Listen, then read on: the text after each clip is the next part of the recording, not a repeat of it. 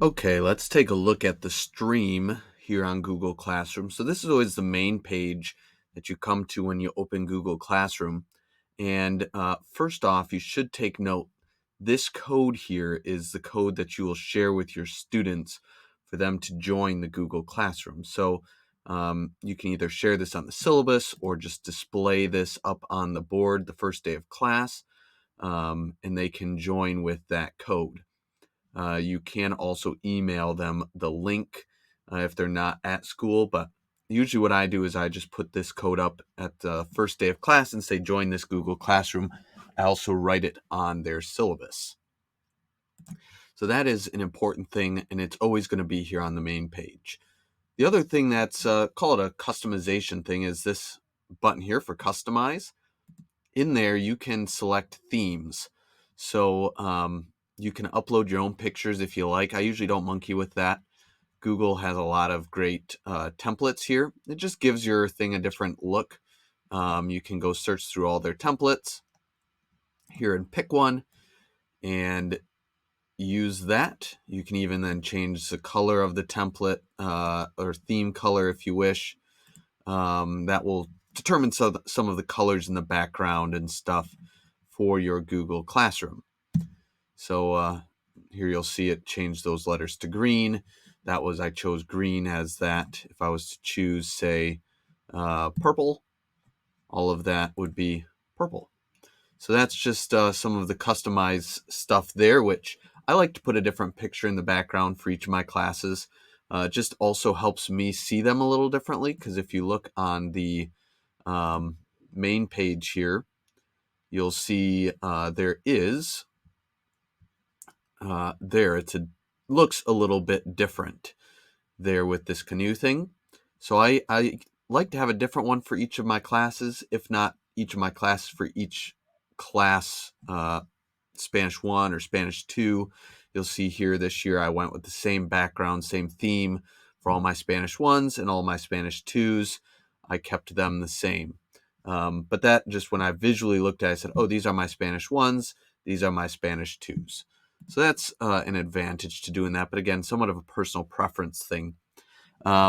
This Google Meet thing, I wouldn't worry too much about that. You can actually make a Google Meet, which is kind of like Zoom, on here. That's a more advanced feature. I wouldn't focus on that. What I would focus on is this here is a communication tool with your students. I like to think of it kind of as a blog, and it allows you to post things that you could say to your students. So if you click on this, you want to say like, reminder for class tomorrow. Bring your textbook and answer sheet. Don't forget. If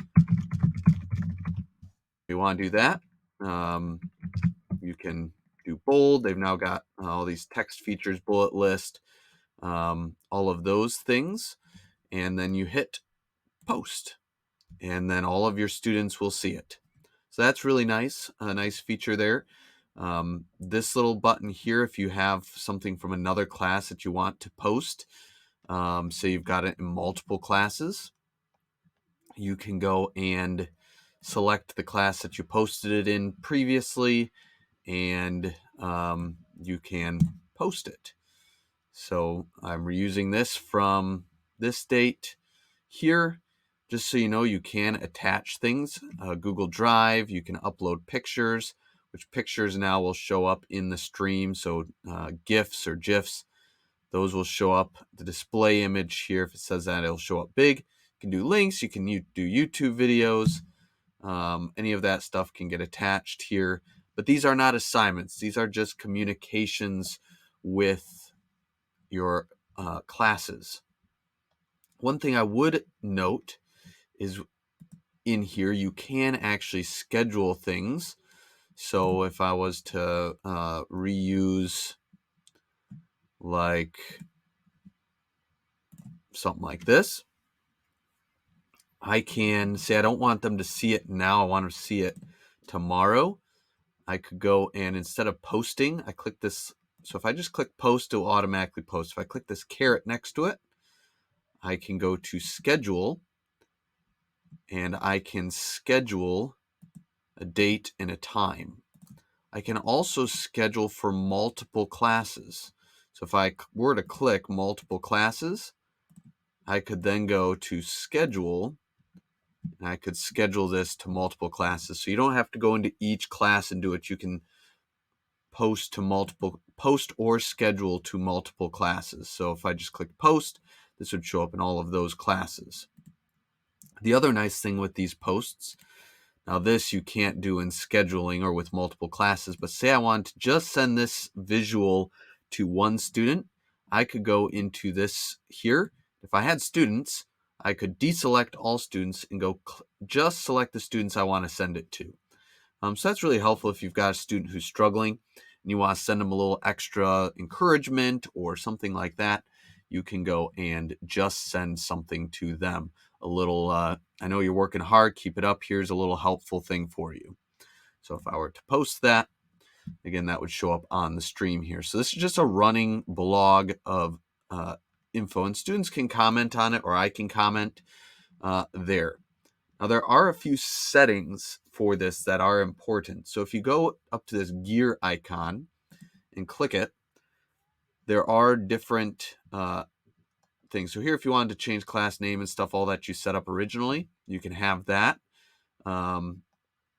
These things here, invite code, I would leave that on. The invite link, leave that on. Class code, all of that's good.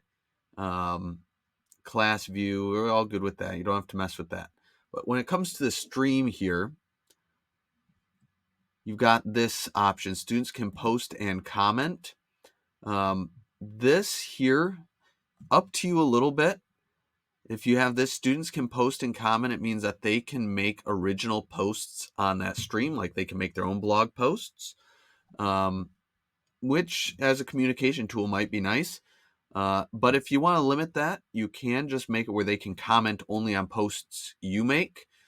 Or if that still makes you uncomfortable and you just want to be able to communicate with them, and you don't risk them commenting something that you're uncomfortable with, you can do this. Only teachers can post or comment.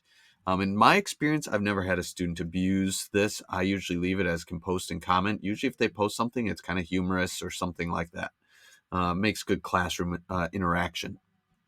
Then this classwork on the stream, this is where I would say the biggest change to the overall look can happen. They probably default have this condensed notifications. I go to hide notifications, and I'll show you the difference here in a minute. I like having hide notifications on, as well as deleted items. I like to have that where I don't see any items I delete. It just makes it look messy to me.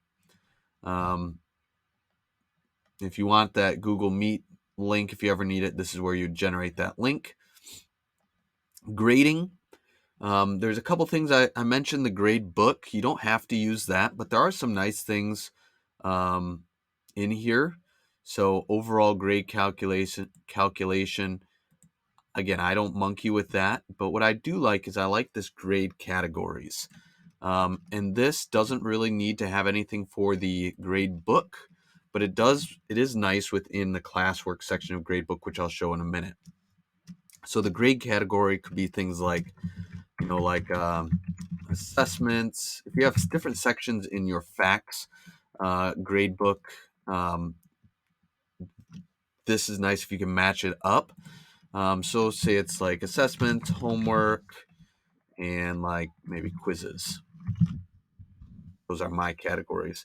And then you can actually set defaults. So say your assessments, you usually do like a 50-point assessment, your homework's 10 points, and your quizzes are often 25 points. This will just save you a little bit of time down the road, and it will communicate to the student what type of an assignment you have made. So those would be the main settings here. I click save, and that's pretty much it for the stream.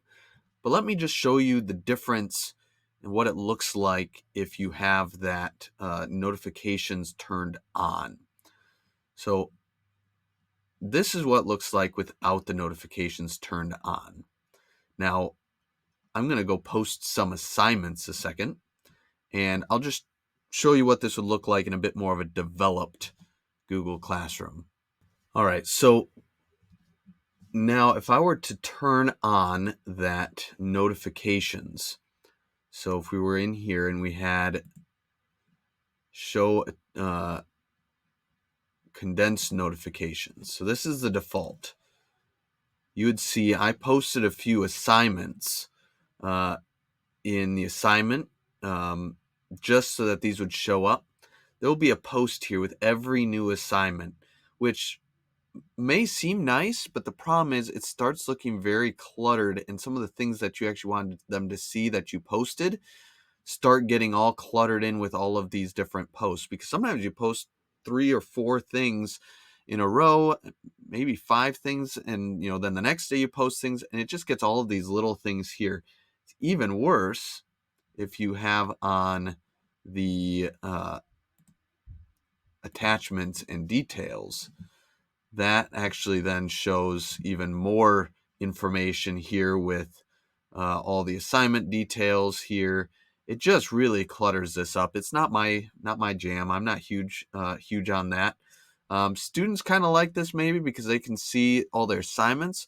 Although then I find that they are tempted never to go to the classwork page, which is where they really need to go so that they can see what's due, when it's due. This to me is not the place where this stuff belongs.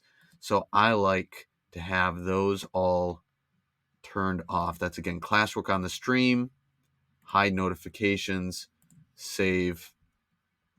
And then this is just a nice blog where I can communicate things to them. And then I can say for all the homework and all the materials, all the files for the class, that's all on classwork.